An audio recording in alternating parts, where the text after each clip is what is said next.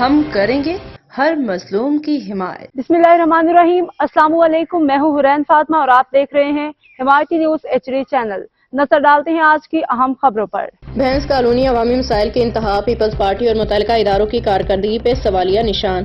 कराची के जिला मलीर के इलाके भैंस कॉलोनी की आवाम शदीद परेशानी का शिकार है। आवाम का कहना है कि पीपल्स पार्टी को वोट देना उनकी सबसे बड़ी गलती साबित हुआ है।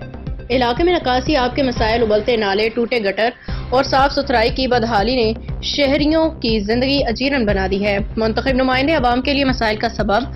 अवामी शिकायत के मुताबिक पीपल्स पार्टी के मुंतखब नुमाइंदे खास तौर पे जावेद इकबाल काको, नजीर भुट्टो इलाके की तबाही के जिम्मेदार हैं।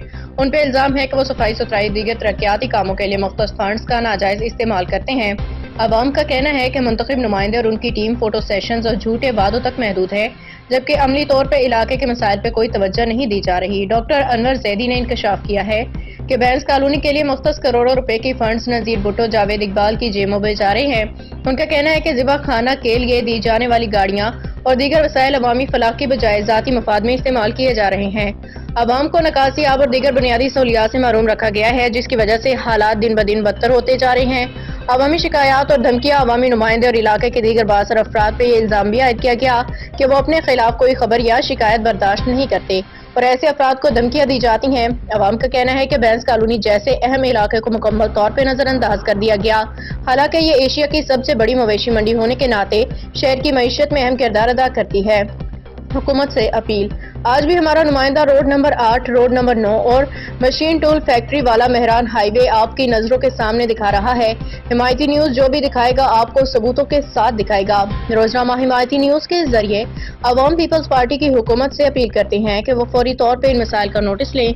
अवामी फंड्स की खुर्द-बुर्द, नाकस इंतजामिया और इलाके की बर्बादी में मुलविस तमाम अफराद के खिलाफ कार्रवाई की जाए ताकि भैंस कॉलोनी की आवाम को रिलीफ मिल सके और उनका एतमाद बहाल हो। हाकिम अली दल की रिपोर्ट। जी, मैं हूँ हाकिम अली दल। आप देख रहे हो हिमायती न्यूज़ और हिमायत हमेशा करता रहा और मजलूम की आवाज़ उठाता रहा।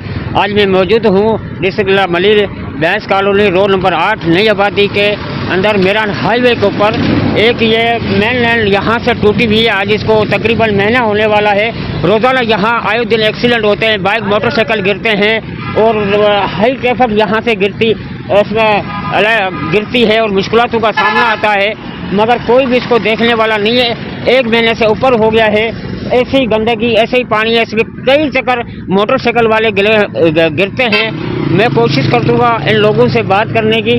तो ये आखिर मेरान हाईवे रोड है, ये बिल्कुल यहाँ से अंदरूनी सिंध की गाड़ियाँ भी यहाँ से निकलती हैं, जो इसमें ठट्ठा, बदीन, मीरपुर खास पंजाब की गाड़ियाँ यहाँ से निकलती हैं। ये ट्रांसपोर्टी रोड है मेरान हाईवे, उसकी मैं आपको हालत दिखा रहा हूँ। मेरा कैमरा मैन हो सके दिखाए। अभी भी इसमें तकरीबन 1 से 2 फुट तक का पानी रुका हुआ है। जी, हमारे साथ लोग मौजूद हैं, यहाँ इलाके लोग भी मौजूद हैं, उनका क्या कहना है। तो बाबा इधर से आजा, थोड़ा सा बोल। ये आए दिन यहाँ एक्सीडेंट होते हैं, बस का, ट्रक का, बड़ी गाड़ियों का, ट्रेलरों का, तो उसको कौन देखेगा।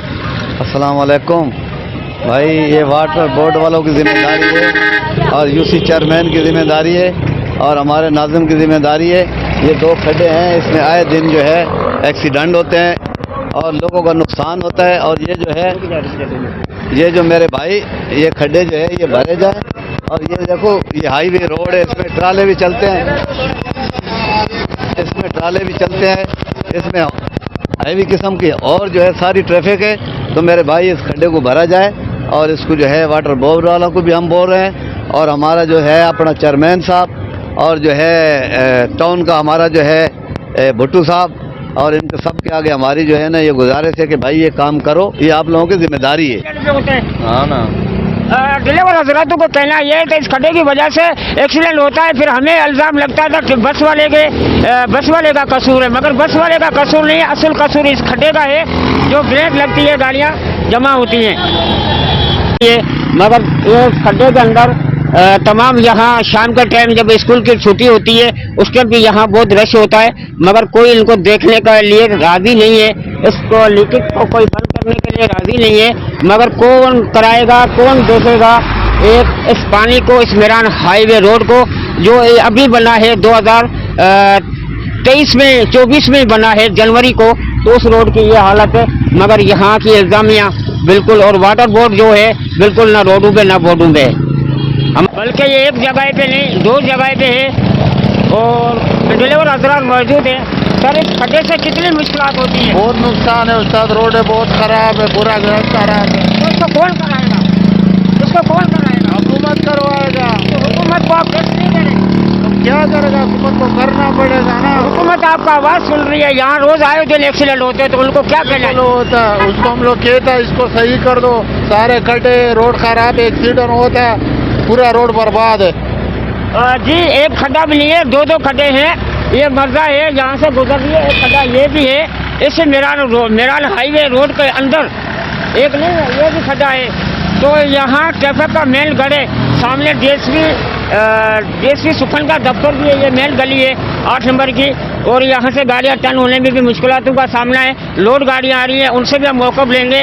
तो उनका क्या कहना है, इस खड्डे से, इस पानी से कितनी मुश्किलात हैं? बहुत बड़ी सर मुश्किल होती है, आना जाना हमारे को बहुत बड़ी तकलीफ होती है। क्या करें, अभी गुजारा करना है। आपको हुकूमत देख रही है, क्या पैगाम है? सर हुकूमत के लिए क्या बोले, एक एक को बोल बोल के थक गए। ये एमपी वालों को सारों को बोल बोल के सर थक गए।